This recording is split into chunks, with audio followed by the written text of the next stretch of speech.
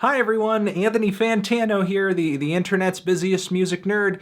It's still List Week 2016! And the next video in our List Week series is, of course, the 10 worst albums of 2016. Only 10, because I can only put up with so much pain. And boy, are these albums special. They will all have a special place on my suicide note. That's for sure. Reviews and or music for these albums are linked down there in the description box. Now let's get to it. No more stalling, no more mincing words, the list. At number 10, we have an album that I wasn't even really anticipating, that sort of caught me off guard. Mr. Lance Skywalker's Introverted Intuition. Now Lance Skywalker is on Top Dog Entertainment, one of the most interesting and forward-thinking rap labels out there in the mainstream at the moment. So going into this thing, I was just looking forward to hearing a new artist that TDE brought on that could potentially be on the cutting edge. Instead, I was absolutely amazed at just how much of an incoherent mess this record is. I just can't pin it down, and that's not, to me, what makes it one of the worst albums of the year. It's really that it just seems like an alphabet soup of random anything. And when a coherent idea does actually come through, we get a rap verse or like a legitimate piece of song structure, it's not like particularly good. The vocals come off very goofy, the production is kind of cut rate. It's just so uniquely directionless that I just can't imagine it as anything else other than some kind of mutant whose arms and legs are mangled and something that as it's writhing there on the floor, it's like, I want to die, I shouldn't live. So that is our number 10 spot. At number 9, we have the new 303 album, Night Sports. These guys are a pop music, comedy, rap duo, if you consider what they do funny. Their song My Dick made my worst of the year list this year, so of course it should only make sense that this album landed on the list too. Because My Dick from this album is actually just the tip, if you will excuse me using that word in this situation, the tip, the throbbing purple tip of the iceberg of this album. If you like your music so corny and so tongue-in-cheek that your tongue has literally just torn a hole through your fucking cheek, then maybe you might appreciate this album a little bit. But for me, that's just not me. This is not my bag. Moving on from there, we have an album/mixtape from another artist that I had just heard about for the first time this year, but listening to his music for the first time just really blew me away because, God, was it a tough listen. I'm talking about LiL PEEP's HELLBOY. This album is like a weird and abrasive mix of like hip-hop and sort of dark southern hip-hop, trap music, but also like screamo and emo and metal music. It's super like Tears in My Diary type stuff with just these throat-shredding howls over these rap beats that are just overblown and not all that well produced. For whatever reason, there seems to be this really big following for dark, edgy rappers on SoundCloud, and this album is most definitely in that vein, but it's like all the elements of that executed in the worst and most extreme way possible. Again, it was just another moment this year that I was really taken aback at just, wow, this is like such a rush of, You know, we have some releases on this list that are obscure, some that are bigger, more commercial, more popular. I was really trying to look for the albums that just rubbed me in the worst way this year. And this next album at number 7 certainly did that. And it was an album that I was anticipating being not just good, not just likable, but great. And that is actually the new A$AP Ferg album, Always Strive and Prosper. A$AP Ferg fell so miserably short of making that good album I was anticipating on this record. I mean, again, I wasn't expecting he would drop a classic or anything like that. I thought he would just merely live up to the standard, just reach the bar that he had set on Trap Lord, which was not a perfect record, but at least a catchy, fun rap album. This, however, is like him trying to go so commercial, so hard, so fast that my head is fucking spinning. Not only in the process of that does he lose his style, does he lose his appeal with all of these glitzy, cruddy, glamorous beats, these sung, just really clean, unlikable hooks. Also some of his worst verses and rap performances to date. You know, Trap Lord had a sound, an aesthetic, a vibe to it.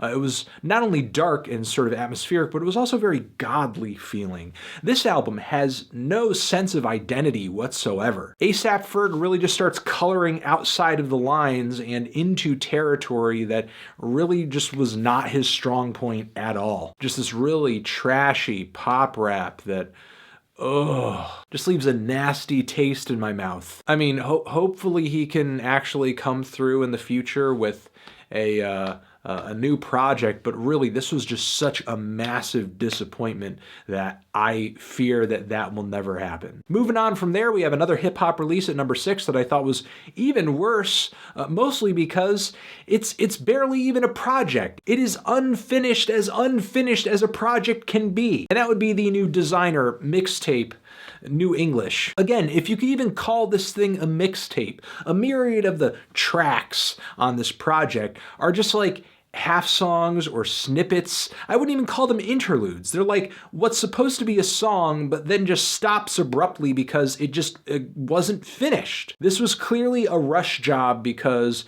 he and his producers and his label wanted to get something out because Panda was taking off and he needed something full length. He needed something bigger out. I was expecting he would drop an album at some point this year, but apparently that has been pushed back or it just wasn't ready. If he was going to drop a record, it really should have been this year because in 2017, obviously less people are going to be curious about a new Desiigner project, especially with Timmy Turner being as lackluster a single as it was. And if New English over here has done anything, it's lowered expectations further because it's that lackluster, it's that hollow, it's that lacking in any sort of substance. And I don't just mean like lyrical or conceptual substance. I mean, again, it's like unfinished material. And the material here that actually is finished just feels like we're listening to, once again, just a minute and 30 seconds of ideas just repeated and copied and pasted to the point where we're getting a 3 or 4 minute song. So this makes it on the list because there's not really any project I've heard this year that sounded quite so effortless and blatantly thrown together. At number 5, though, I can only assume that our next artist here was trying, and that would be Antwoord with their new Mount Ninji album, which is easily their worst project to date. I've never really been a fan of these guys, and prior, I've always sort of chalked not liking their music up to just not totally being my cup of tea. For sure, a lot of their songs were kind of corny and in bad taste, but they were clearly self-aware of what they were doing. Their music was a little tongue-in-cheek. And prior to Antwoord, they were actually making some pretty interesting left-field experimental hip-hop. But now that this project is blown up and they've gone through a few hype cycles with a few albums, and they've settled down on this one, it's like the aura is completely gone. The production is no longer punchy and fun and bouncy, or really even all that house influenced. The beats are incredibly muddy and messy sounding and just not really up to what sounded like the budgetary standards of the past few projects. The rapping and the vocals sound like badly recorded too. This thing is just really unflattering. It's one thing to put together this musical comedy rap album with what sounds like the musical budget equivalent to that of a movie like The Hangover, but then when you're trying to pull off that same sort of thing, but like, I don't know, on a shoestring indie, whatever money is in your pocket kind of thing, it sounds a lot less vibrant, punchy, and fun. It's like their music at one time sounded like this wild, insane party with bouncy houses and fireworks and the craziest drugs you could imagine and a pool and sexy people in every single direction. And now that's been kind of boiled down to a few 6-packs of soda and a old couch in a living room with some Netflix on the TV. Moving on from there, at number 4, we have probably the worst compilation of the year. That is the new Star Wars Headspace various artists collection of tracks. God, this thing is terrible. I don't know what to say about it. It's just that bad. It's a collection of tracks featuring a bunch of producers and songwriters putting together these electronic music tracks that are all Star Wars themed. And pretty much the only thing that makes these tracks Star Wars themed are all the crappy Star Wars vocal samples from the older movies, not even the new movie, because this was kind of like I don't know, orchestrated to sort of be released in line with the past Star Wars film, not Rogue One, the one previous to that. But this album has nothing to do with The Force Awakens. Many of the artists on this very same project are sampling the same stupid Star Wars vocals. And there are actually some artists on this project whose music I enjoy a lot, who I have a great deal of respect for, but even their pieces of music on this thing are very lackluster. All I can hope is that they got a big fat Disney check in the mail for putting together whatever mediocrity they did on this thing. And I feel like it's one thing to come together with a lackluster Star Wars electronic music track on this project. It seems like some of the people here really went out of their way to make awful electronic music. None of which I'm going to remember specifically because I'm trying my hardest to erase this compilation's memory from my brain. So if you'll excuse me, if you haven't heard this thing and you are curious, just Google it online and torture yourself. I'm not gonna suffer for your pleasure on camera. At number 3, an even harder listen this year, a 90-minute album from none other than Brokencyde, the album All Grown Up. Yes, Brokencyde. That Brokencyde. Yes, these guys are back, new album, and what's horrible is not only is the music just as bad as it's always been, maybe the production's a little better, but really they're at the point where they should be too old to do this. You should have grown out of this. And I don't mean making music, I mean making this music. After all, the album is titled All Grown Up, but there's not a lick of maturity from their first album to this. Of course, because it's 2016, some of the production is super trap influenced. There's some auto-tune on here. They take on some modern pop tropes and motifs in their songs, so there are elements of this that do feel contemporary. It's not just crappy screamo crunkcore from their MySpace days. But in a lot of ways, they still do sound like the same old Brokencyde, which makes me want to suicide. Only 2 more albums left, everybody, and these are doozies. These are special. At number 2, we have 6 Feet Under, with Graveyard Classics. What is this, number 4? God damn it. The Number of the Priest. 6 Feet Under, if you didn't know, are pretty infamous in the metal community as being the worst death metal band walking the planet. I mean, maybe there are some other examples out there of worse death metal albums and bands, but 6 Feet Under, you gotta give them credit. They've really, over the years, been consistently bad. The fact that this thing is titled Graveyard Classics number 4 should give you a hint. Now, this album over here, it's a special record in the band's discography. This is not one of their albums where you'll be catching a whole lot of original material. I tell you this because I think there are probably a lot of people watching who aren't familiar with these guys. And if you do check out some of that original material, please don't expect it to be good or actually take that music and, I don't know, use it as an example of death metal on the whole. These guys are particularly bad. And with these Graveyards Classics album, 6 Feet Under do what I like to call abuse the discography of a particular band for the length of an entire record. And unfortunately on this one, they're doing Iron Maiden. So it's like a dozen or so awful Iron Maiden covers done in death metal style, but the thing is the instrumentals on here, because Iron Maiden have this speedy heavy metal vibe, 6 Feet Under doesn't even really change up things instrumentally all that much. If we're simply going on the drums, the bass, and the guitars, it just sounds like I'm listening to a crappier, more rickety version of some of my favorite Maiden songs. But then of course on top of that,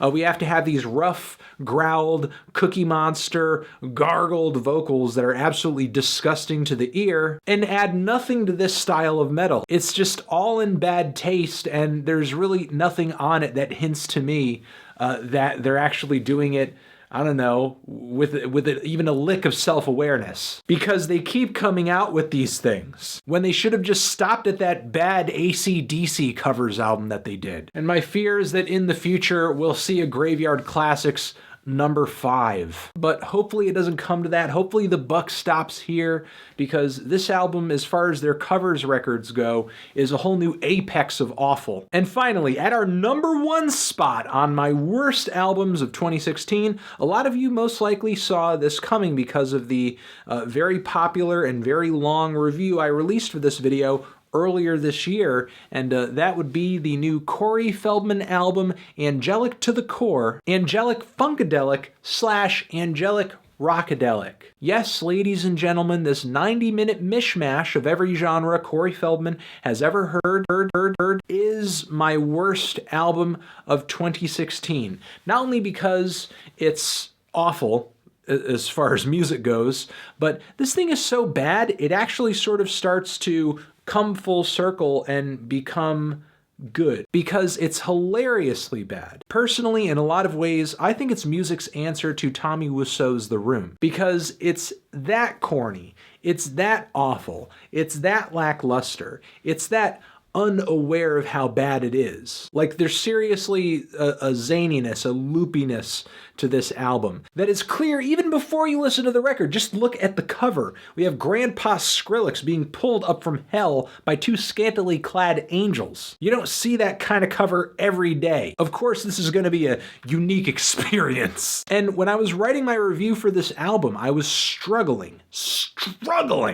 with putting pen to paper and describing, in my opinion, accurately what I was hearing. I mean, sure, I was writing about how bad and how terrible the music was, but I feel like no matter what words I used, I wasn't even coming within a mile of accurately describing what it was that made the music so awful, how awful the music on this album was. In a way, this record made me, as a reviewer, feel kind of inadequate. I felt like in order to talk about this album, I had no other option other than to grab my laptop, throw it right here, and just literally play clips off of the record as I just go insane in front of all of you on camera. So this album was so bad, it just literally broke my review format because it just didn't fit into it. I mean, even Kid Cudi's Speeding Bullet album wasn't beyond description. However, Corey Feldman's Angelic To The Core truly is, which in my opinion not only makes it the worst album of 2016, but potentially the worst album of this decade. Because even some of the worst albums I heard this year, I at least had an idea as to what they were going for. Whereas Corey, he's just mad. He's all over the map. So many things about this record just don't make any sense. And the more I talk about it, the more anxious I'm gonna get. I don't want my heart rate to kick up. I don't want to have a conniption in front of you guys on camera over here. So I'm just gonna leave it at that and close the book on this one and say that that was my 10 worst albums of 2016. Thank you for watching. And yeah, Tran. That's the list, everybody. The list that you saw on the internet, YouTube. Thanks for watching. Video next to my head over here. Other lists you gotta watch for list week. And do booby doo, dooby doo. Subscribe to the site. YouTube, please. Forever.